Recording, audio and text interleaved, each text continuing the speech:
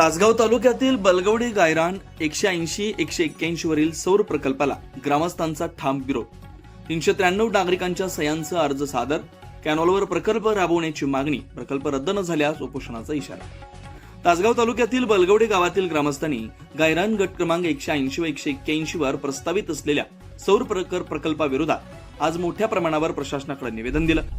अर्जदार माजी सैनिक व शेतकरी आंदोलनकर्ते श्री ज्योतिराम आकाराम जाधव यांनी तहसीलदार तासगाव तसेच तासगाव पोलीस ठाणे इथं अधिकृत अर्ज दाखल केला. या अर्जासोबत ग्रामसभेचा ठराव तसेच 393 नागरिकांच्या सह्यांची प्रत जोडण्यात आली. बलगवडे ग्रामस्थांच्या या प्रकल्पाविरोधातील ठाम भूमिका स्पष्ट झाली आहे. ग्रामस्थांचं म्हणणं आहे की गायरानावरील झाडतोड थांबवून जनावरांच्या चारणासाठी असलेली नैसर्गिक जमीन वाचवणं आवश्यक आहे. भेटीदरम्यान श्री जाधव यांनी प्रशासनासमोर महत्त्वाचे मुद्दे मांडले. त्यांनी सांगितलं, गुजरातमध्ये कॅनॉलवर सौर ऊर्जा निर्मिती मोठ्या प्रमाणात केली जाते. आमच्या जिल्ह्यात देखील भरपूर कॅनॉल आहे. मग गायरान जमीन का कॅनॉलवरचा प्रकल्प राबवावे. यावेळी त्यांनी स्पष्ट मत मांडलं की महाराष्ट्रातील जमिनीवर बाहेरच्या लोकांना लाटण्याचा प्रयत्न होत असेल तर आम्ही गावकरी ठाम विरोध करू. बलगवड्याचा गायरान हा आमचा हक्काचा. जर गायरान जमीन प्रकल्पासाठी घेण्याचा निर्णय कायम राहिला तर गावातील कायमस्वरूपी चारा छावणी उभारणं बंधनकारक करावं अशी महत्वाची मागणीही त्यांनी प्रशासनासमोर मांडली आहे. तसेच श्री जाधव यांनी स्पष्ट इशारा दिला, जोपर्यंत हा प्रकल्प रद्द होत नाही तोपर्यंत आम्ही उपोषणावर ठाम राहणार आहे. निवेदन दिल्यानंतर बलगवडे ग्रामस्थांच्या प्रतिनिधींनी पुन्हा एकदा माननीय तहसीलदार अतुल पाटोळे यांची भेट घेऊन संपूर्ण परिस्थितीची माहिती दिली आणि तातडीनं सकारात्मक निर्णय घेण्याची विनंती केली. विशेष प्रतिनिधी बलगवडे तासगाव. माझे नाव श्रीकांत शामराव मोहिते, उपसरपंच बलगवडे माजी.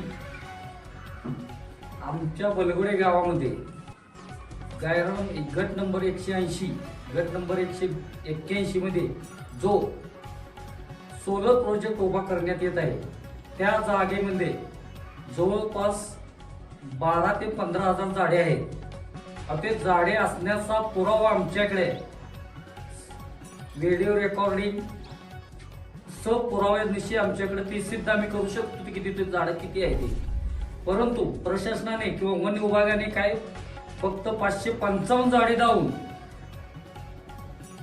मान्य जिल्हाधिकारी यांची दिशाभूल करून तिथं झाडे नाहीत असं मोकळं क्षेत्र धावून जे आमच्या गावात झाडं तोडून जो प्रकल्प लादण्याचा प्रयत्न करत आहेत पोलीस बळाच्या जोरावर, तर याला आमच्या सर्व ग्रामस्थांचा पूर्ण विरोध आहे. तरी हा झाडं वाचवायसाठी, माणसाचे जीवन वाचवायसाठी, पर्यावरण वाचवायसाठी, जनावरांचा चारा वाचवायसाठी हा प्रकल्प रद्दच करण्यात यावा.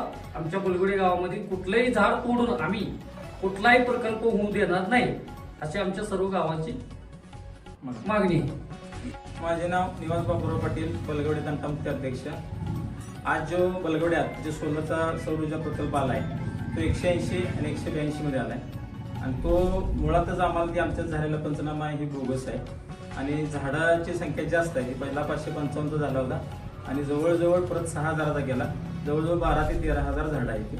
तिथून मधून जाणारा वहिवाटीचा रस्ता आहे ग्रामात 43ला, तो नोंद असताना सुद्धा तोही त्यात घेतला गेलाय. आणि मुलांचं ग्राउंड एक आहे. जवळजवळ ह्या पंचक्रोशीतले क्रिकेट खेळणारे असतील किंवा प्रॅक्टिस करणारे असतील, काही वर्षाला 1-2 आमच्यात पोलीस भरती होते, 2 आर्मीत भरती होते, असं बरंचच आहे. आणि जवळजवळ 1 एकर 1.25 एकराची नोंद असणारी स्मशानभूमी आहे. जवळजवळ सगळ्या समाजांना ती दिलेली आहे.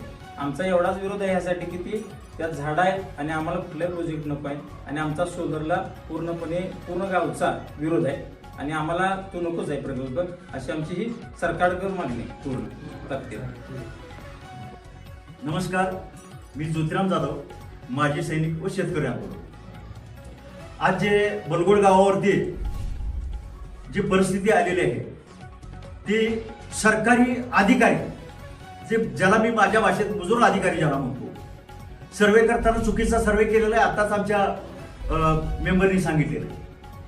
त्यानंतर हे आमच्या निदर्शनास आल्यानंतर आपण काल तहसीलदारांना निवेदन दिलेलं आहे, पोलीस अधिकारी यांना निवेदन दिलेलं आहे की हे जर प्रकल्प न थांबल्यास आम्ही 5 दिवस अमरण उपोषण करणार आहे.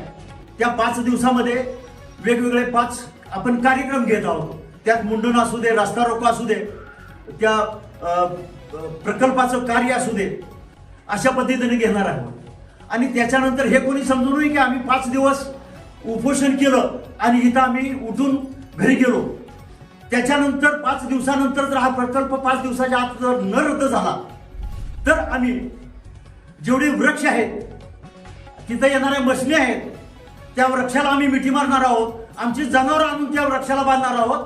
पाहिजे असेल तर आमच्यावरती त्या मशनी चालवाव्यात, आम्हाला जमिनीत गाडावं. आम्ही आंदोलन करणारच आहोत. शेवटच्या क्षणी जर आमच्या जीवावरती, आमच्या जनावरांवरती जर उठणार असाल, तुम्ही गायरान म्हणजे गायीसाठी ठेवलेला आहे, तो जनावरांसाठी ठेवलेला आहे, आणि तुम्ही हिंदू संस्कृतीचे गायीचा जर गळाच कापत असाल तर याला कुठलाही अर्थ राहत नाही.